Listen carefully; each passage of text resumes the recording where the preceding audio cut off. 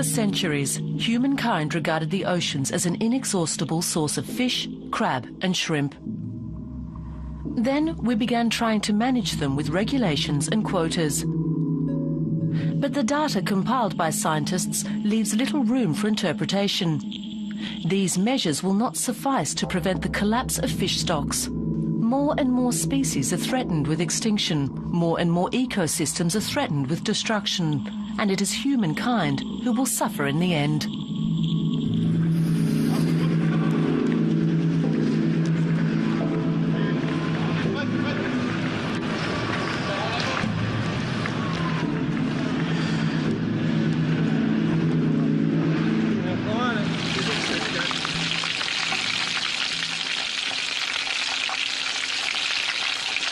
Fish is a valuable source of nutrition, rich in protein, healthy fats, vitamins and iodine.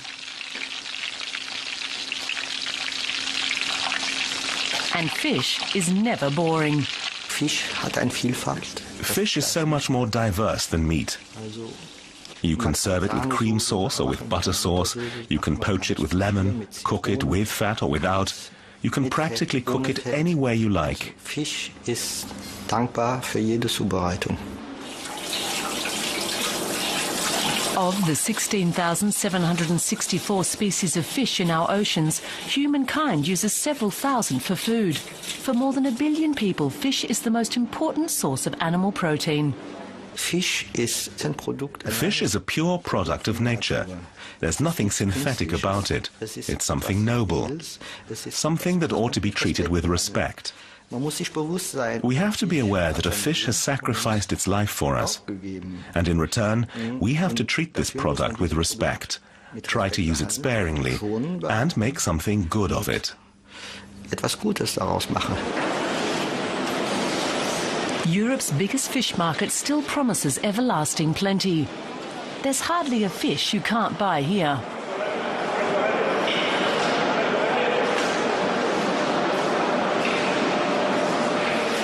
Many consumers have gradually become aware of the crisis facing our oceans, but few take it as seriously as Jean-Claude Bardot. For example, I would never buy tuna fish. I'd be reluctant to buy skate.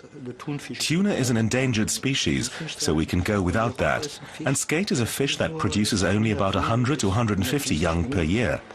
That's nothing compared to the 100,000 eggs laid by a mackerel. So we should treat fish like this sparingly. There are alternatives.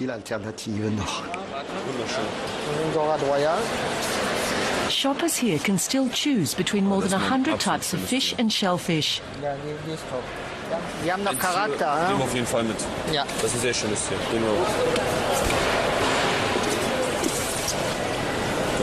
Merci.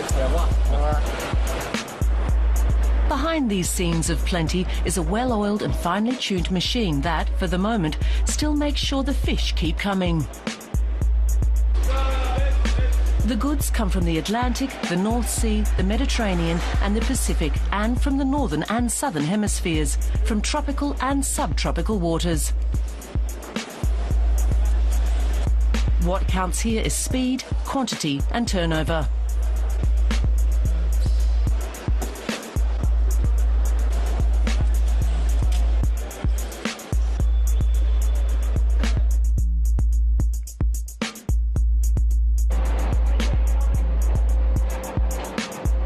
Every year, about 150 million tons of fish are consumed around the world. About 1.5 times as much as pork, for example. Scientific studies have shown that some 80% of all fish stocks have been exploited to their biological limits or beyond. Researchers will be left to find out what effects all this will have on our oceans.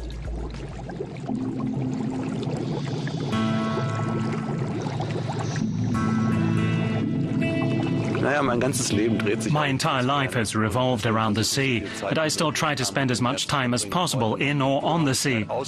I used to only do field experiments. I was always outdoors conducting field experiments, and that put me in direct contact with nature.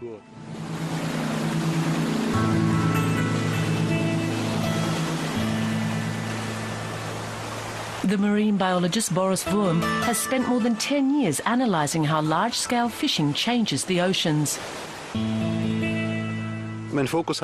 My focus changed because of an experience I had 10 years ago in the field. I noticed that every part of the food web I examined had been changed by humans.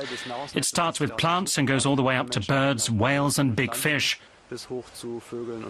And I thought, we have no understanding of what effects we are actually having.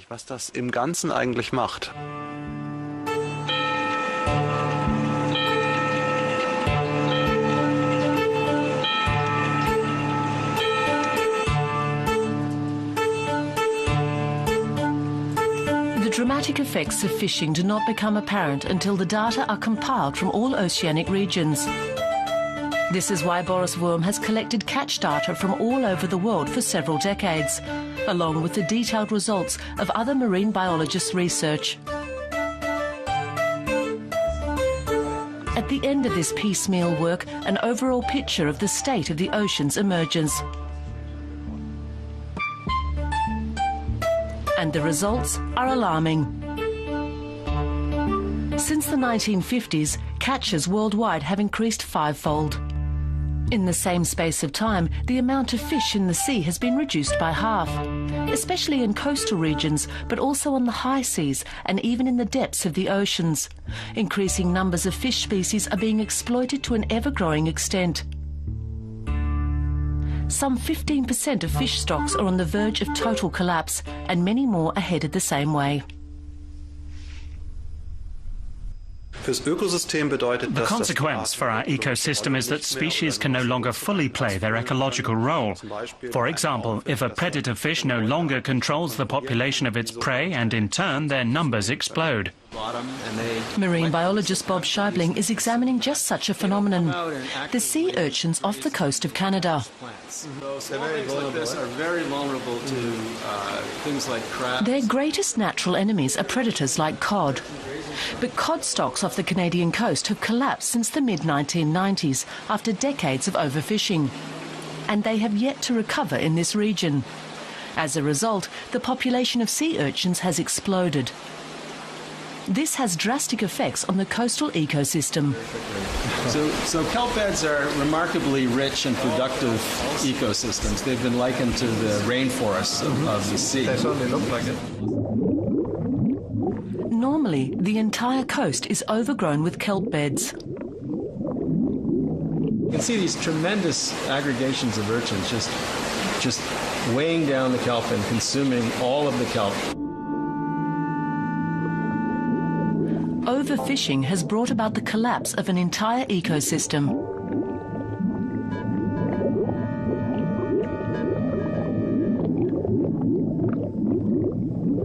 Many more oceanic ecosystems are threatened with the same fate. In the course of my work, I have been surprised time and again by how global these changes are. If we look at different oceanic regions, such as the North Sea, the waters off Africa, the middle of the Pacific, we see similar changes because people behave more or less the same in all these places. This is very worrying.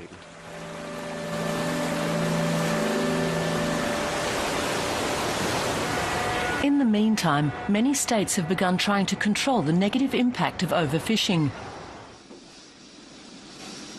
In European waters, the European Union lays down rules and quotas. In Germany, the Federal Agency for Agriculture and Nutrition tries to make sure these rules are observed. 3 fisheries protection vessels patrol the North and Baltic Sea for fishing boats breaking the law. If we gave up carrying out checks, we would be going back to the early 1980s, when overfishing was rampant. We can see this in other parts of the world. Some of the things that go on are incredible. I think the inspections we carry out and just our presence in the North Sea are invaluable.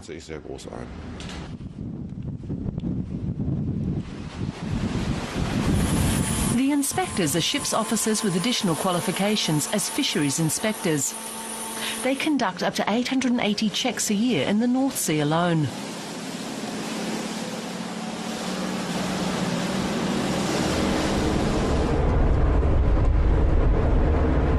list of regulations they have to make sure are being upheld is impressive.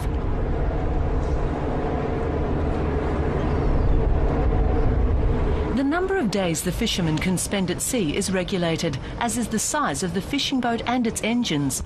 And, of course, a fisherman has to stay within his quota for any particular type of fish. There are precise rules governing the types of nets a fisherman can use and the size of the mesh.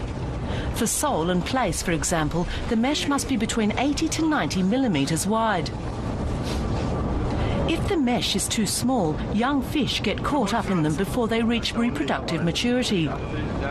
This has an exponentially negative effect on fish stocks.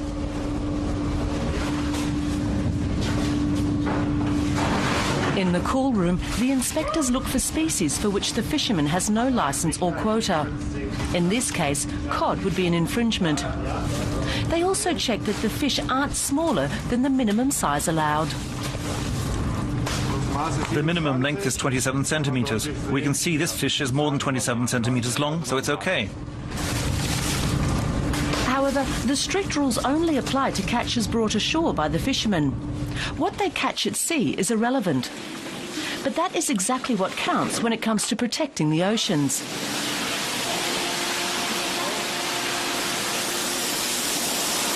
At the moment, fishermen may catch many fish that they don't even bother to count because they are not interested in them. They are not allowed to keep fish for which they have no quota or which have yet to reach the minimum size, even if they could theoretically sell them. And if they are not allowed to sell them, they don't want them.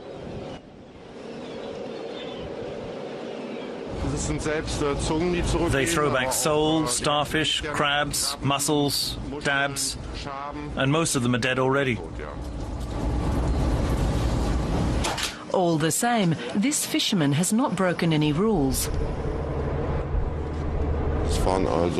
There was 85% bycatch, which had to go back overboard. There's nothing we can do about that. That's the way the laws are. They have a certain mesh size, and there's nothing we can do about the bycatch. Nothing at all. I think that's terrible. It's as if a farmer had a herd of pigs, and he killed and buried 85 of them, and only brought 15 to market. I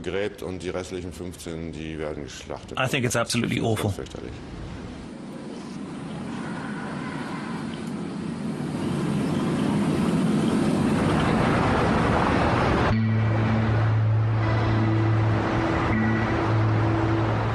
The rules and regulations for fisheries are formulated far away from the coast. Maria Damanaki, who has been European Commissioner for Maritime Affairs and Fisheries since 2010, is one of those fighting for sustainable fishing policies.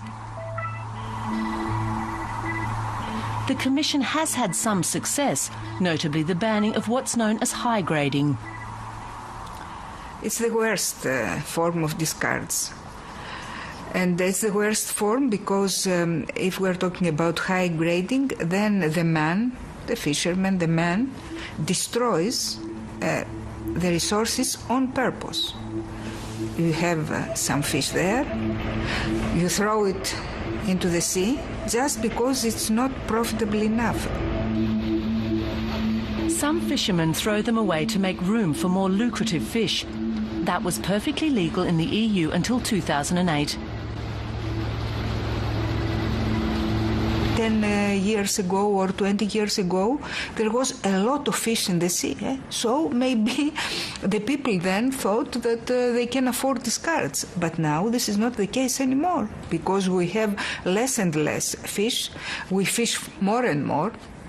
And these practices, as high grading, they give food to this vicious circle of overfishing.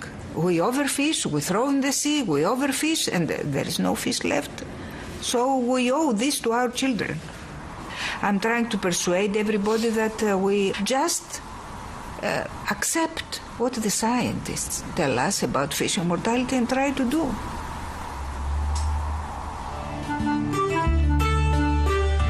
In order to reach sensible decisions, the politicians in Brussels want well-founded assessments of the fish stocks. This This is why the EU maintains the International Council for the Exploration of the Sea, or ICES. The committee is made up of several hundred scientists. Based on the data they collect, they formulate recommendations for fishery policies. Christopher Zimmerman is a member of ICES and knows the limits of this advisory position. Whenever we say the quotas can be raised, everyone says, great, good idea. But if we say the quotas have to be reduced, then people will say, that can't be right, the science is wrong. The scientists have to face the allegation that their recommendations are too cautious, that their research is not thorough enough, that they need a better understanding of the dynamics of the fish stock to determine the necessary quotas. From a scientific point of view, we have to say that our data are sufficient. What we already know is enough to implement sustainable fishery management. The problem from our point of view is that our recommendations are not followed, that quotas are not adapted to the state of the fish stocks. The politicians who support this tendency are in turn supported by the fishing lobby, essentially by the big players in the business, who just want things to stay the way they are. The new commissioner is actually on our side, and the problem actually starts with the Agriculture and Fisheries Council. The people with the real power when it comes to making decisions are the respective ministers of the member states. They're the ones who decide on the quotas. We have all this bargaining with the member states, with the ministers, about how much they are going to fish. And now it seems that it is a pride for every member state to come and negotiate and afterwards gets some more. We are talking about big interests here. In Japan, there was an auction about just a fish, one fish, a bluefin tuna fish. And one piece of fish was sold for 400,000 euros. It's like an enterprise, one fish, an apartment. So we're talking about big prices, we're talking about a lot of money. So things cannot change easily, but we have to realize that there is no other way out, because even the people who get this big money, if they are going like this, after 2 or 3 years, maybe 5 years, they will have nothing. Even them, the rich, the millionaires. For many years now, biologists and engineers have been looking for ways to end this destructive exploitation of the seas.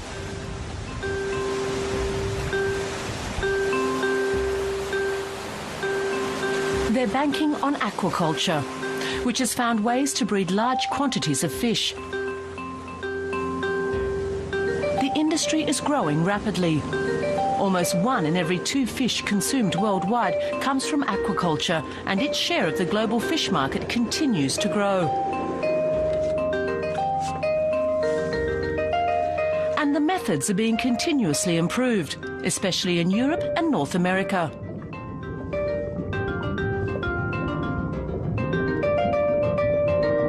Use of medication is strictly regulated, as is the amount of cage space afforded to the fish. That means they stay healthy and don't suffer from stress. All the same, ecologists give the concept of marine aquaculture poor marks.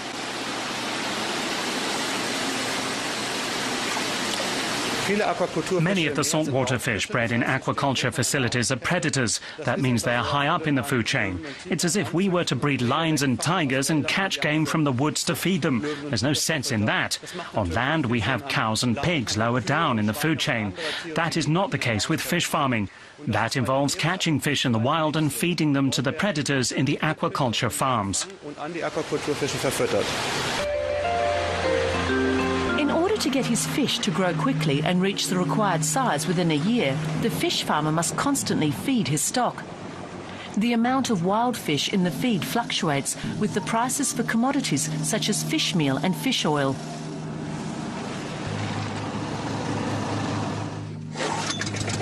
Wild fish can account for up to 60% of the fish food. The more fish in fish meal and fish oil, the better.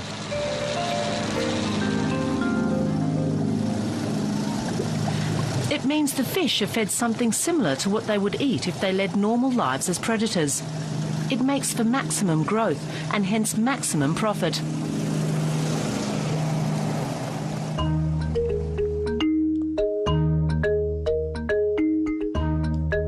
Most of the fish meal used in aquaculture comes from South America. Peru is the world's biggest producer. Some 1.5 million tons of fish meal are exported from here every year. About half of it is produced in a single city, 500 kilometers north of Lima.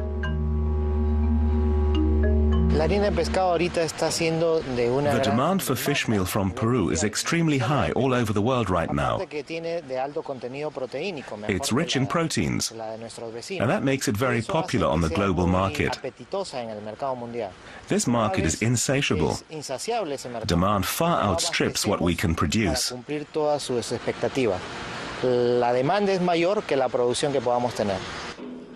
About 6 million tons of fish meal a year are sold on the global market.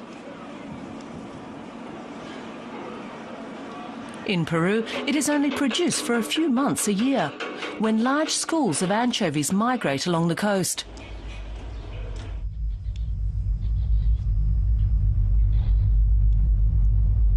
Then the factories are on the go for 24 hours a day, 7 days a week. The fish meal business yields great wealth for a select few, and the region pays a high ecological price. The wastewater from the factories is released back into the sea untreated, complete with fish leftovers, blood and fat.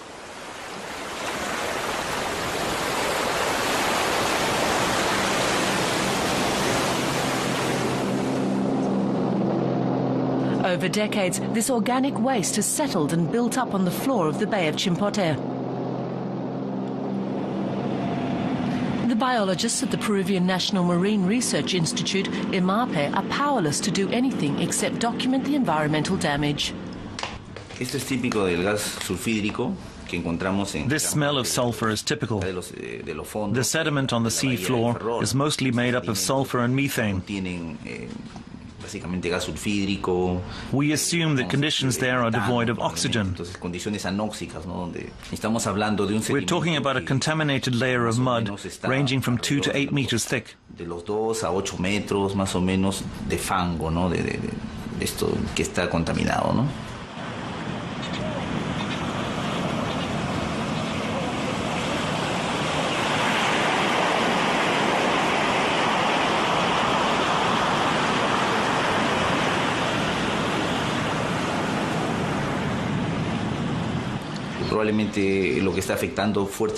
community of animals living on the sea floor is probably the hardest hit. It's totally impoverished, just like the fish stocks. We used to have various types of grouper and croaker, very fine species, great eating for humans. There used to be plenty of them here, and many other species too, that weren't regarded first and foremost as food. Now they're all gone because their natural habitat has been destroyed. It's important to make this known and to find a solution. That's the priority. As well as its local repercussions, fish meal production has other, more far-reaching consequences. The 30 million tons of smaller fish processed for fish meal every year are then missing from the food web. Ecological research leaves no doubt about that. This is especially hard on animals whose diets are specialized in these fish, seabirds and marine mammals. Though they might live in nature reserves and other habitats far away from the fish meal factories, they are still in direct competition with the fishing fleets. A cormorant eats about 22,000 anchovies, sardines and herrings in a lifetime. A mature sea lion consumes about 8 kilos a day. And you might say the tip of the food chain is just the tip of the iceberg.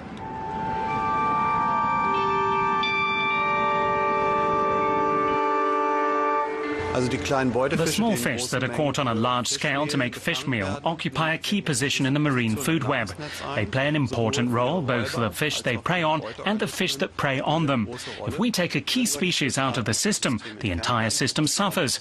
On the coast of Namibia, for example, overfishing of sardines has resulted in a glut of jellyfish. Of course, that's a negative effect. Marine aquaculture uses up a lot of fish. That means it's not a solution. One main problem is that farming predator fish consumes more fish than it produces. Often it takes 2 to 5 kilograms of wild fish to produce a single kilo of farmed fish, sometimes even more.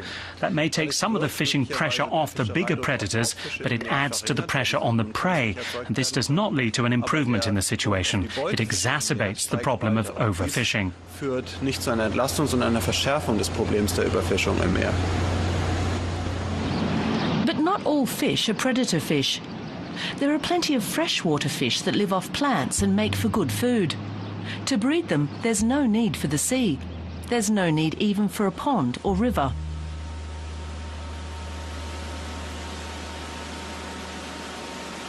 The Dutch food company Vision Anova breeds a special kind of fish in enclosed halls.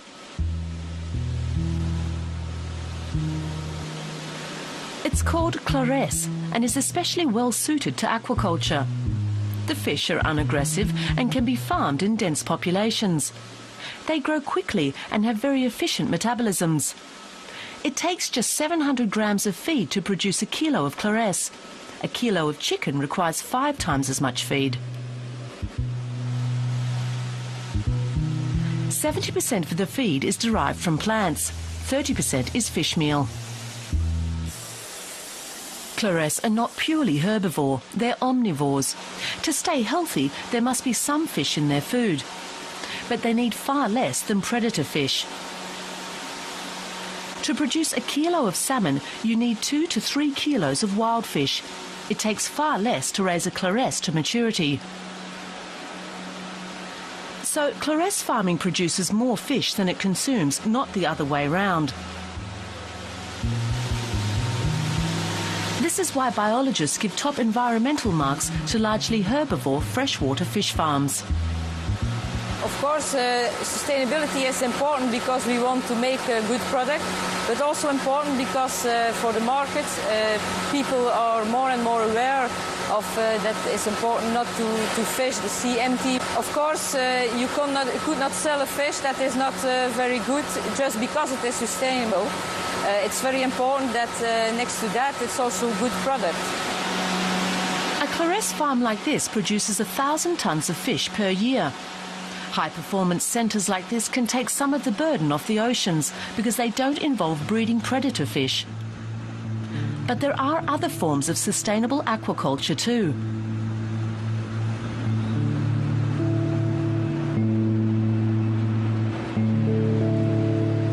Organic aquaculture is less intensive. It can produce fish, but shrimp or prawns can also be farmed.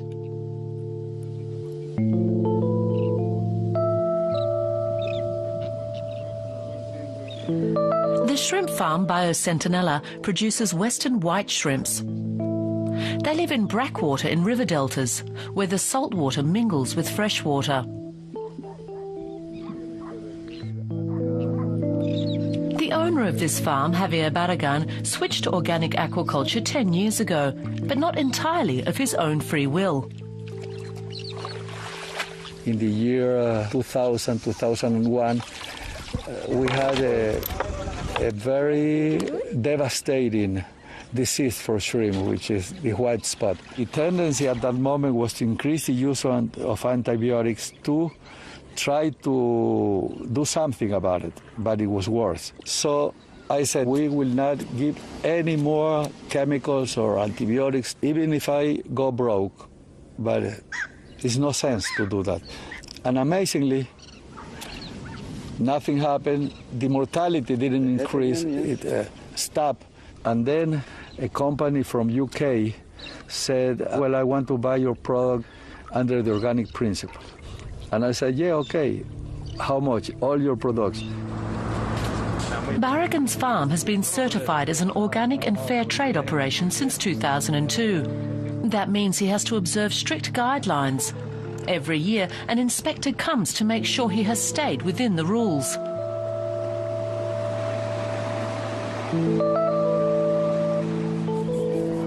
Feed is an especially important factor in sustainability.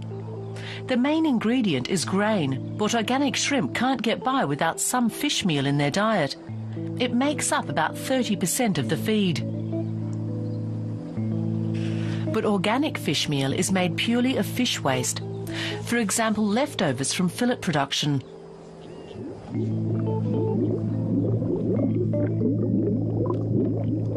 Not a single extra wild fish has to die for this feed.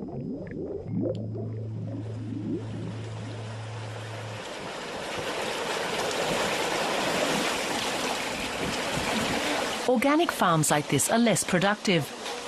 Barragan's farm produces 600 kilos of shrimp per hectare of pond, about half of what a conventional farm produces.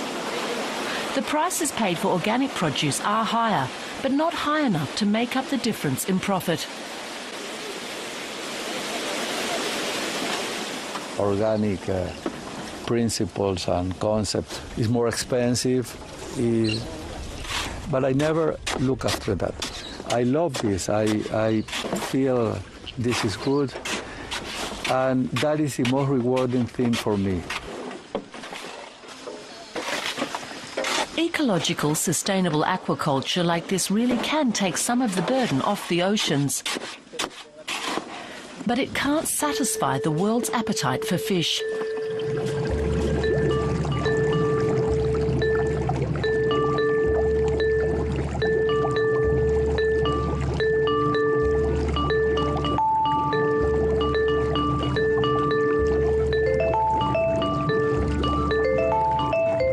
Biologists and ecologists are agreed that the oceans still contain enough fish to give humankind what it wants and needs. But we must start being more careful with this valuable marine resource.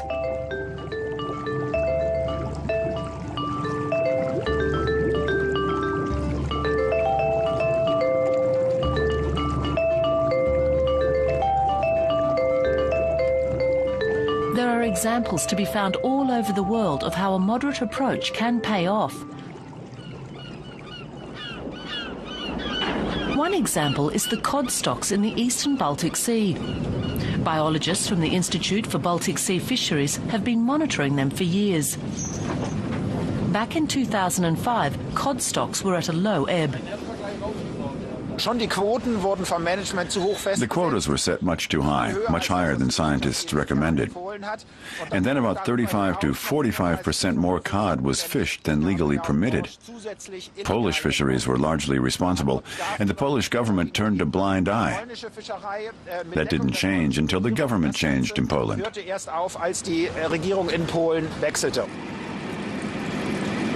From 2007 onwards, the EU-friendly Polish Prime Minister Donald Tusk saw to it that the quotas were respected. Since then, the cod stocks have recovered. They reached their historical low point in 2005 at about 60,000 tonnes. Now, just 6 years later, researchers estimate them at over 400,000 tonnes, more than 6 times as much.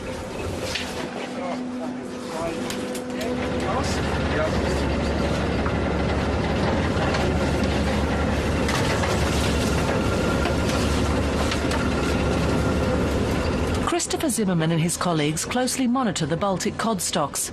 It's vital not to miss this opportunity to let them recover. 42.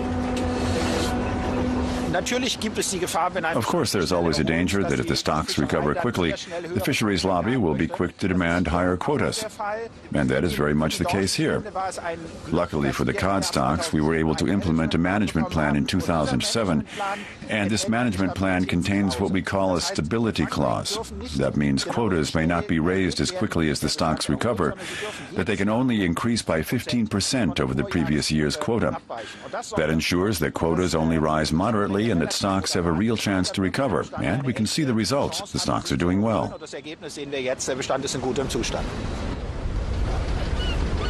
So sometimes sensible quota policies are enough to ensure that fisheries are sustainable. But for all the world's oceans to recover, radical reforms must be implemented in fisheries management. The cod trawler Kristen Bettina is leading the way.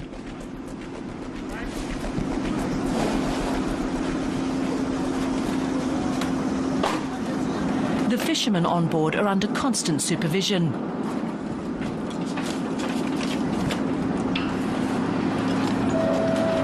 Cameras monitor what happens to the fish from the moment it is caught to the moment it enters the cool room. The goal is to somehow get the bycatch problem under control.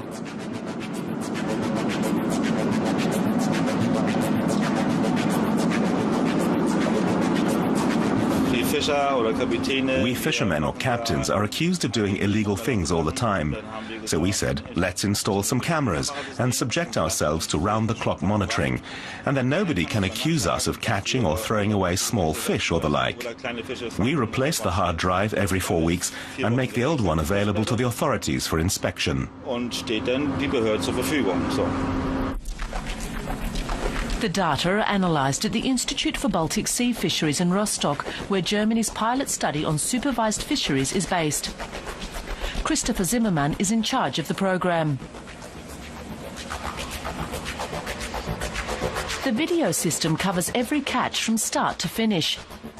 It also records the exact location and speed of the fishing vessel.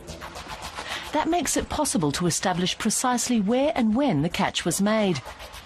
The cameras record what the fishermen haul in and the bycatch that they throw back overboard. In return, fishermen could look forward to fewer rules and regulations, to being able to fish freely but responsibly. The overall goal is to reduce bycatch to a minimum. Bycatch is one of the most essential problems in EU waters, largely because it's not covered by quotas. In other words, it's up to the fisherman how much he throws back overboard. We have to get away from this. We have to regulate the total amount of fish caught. We have to regulate how much of the stocks are fished, regardless of whether the fish ends up on our plates or goes back into the sea. Zimmermann says throwing away bycatch should be the same as throwing away money, an incentive to fishermen to keep their bycatch to a minimum. It can only work if we reverse the burden of proof. We can't leave it to the courts to find a fisherman guilty of breaking the law. We have to make the fishermen prove that they're acting within the law, that they're harvesting resources that belong to all of us in a responsible fashion. But this proposal is controversial. Opponents argue that it infringes on the fishermen's rights. The fisheries lobby likes to compare the proposal with cashiers who are filmed at work. But the difference is that the cashiers are not minding common property. In this case, the fish belongs to all of us, and fishermen are exploiting it free of charge. We allow fishermen to exploit this resource, but it's still our resource. If we carry that argument over to the cashier, it would be like being allowed to take everything out of the shop without paying for it, and all the cameras would do is document the missing stock for the accounting department, and nobody would be punished. The crew of the Kristen Bettina keeps its bycatch to a minimum. The meshes are bigger than required by law, and the nets are equipped with what are known as Barcoma exit windows. The Barcoma mesh is square-shaped and remains open even when the net is full. That means a smaller cod or other type of fish has a chance to get out. There are many ways for a fisherman to restrict his catch to the kind of fish that he can actually sell. But at the moment, it just doesn't pay. It might even cost more money. The way fisheries are currently regulated is diametrically opposed to sustainability. The only way to make fisheries sustainable is radical change. Boris Worm and his colleagues have shown that several different measures have to be adopted at the same time. More selective fishing techniques, smaller fleets, seasonal protection and protection zones.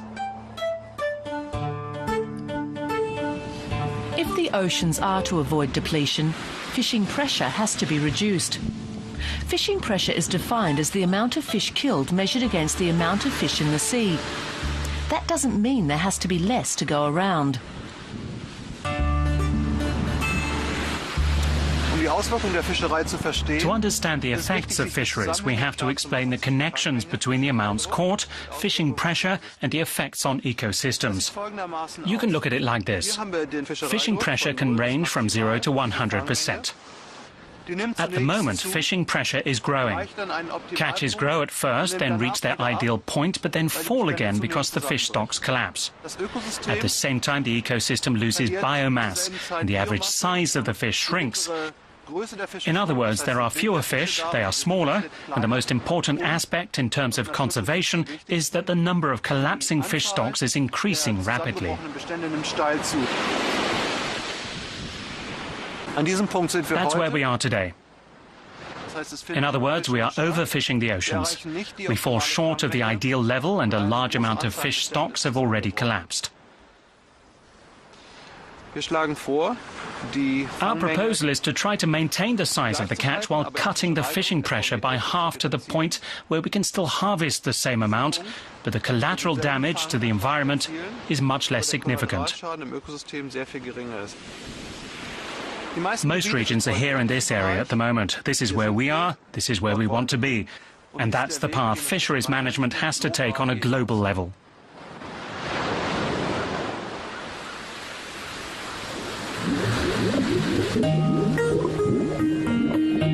So today is a watershed moment. The oceans are endangered, but there is still a chance. A chance for fish stocks to recover to the extent that they yield enough for everybody. A chance for ecosystems to flourish again. A chance for the wealth of the oceans to grow again instead of dwindling away. If only humankind would finally begin catching only the fish we really want to eat.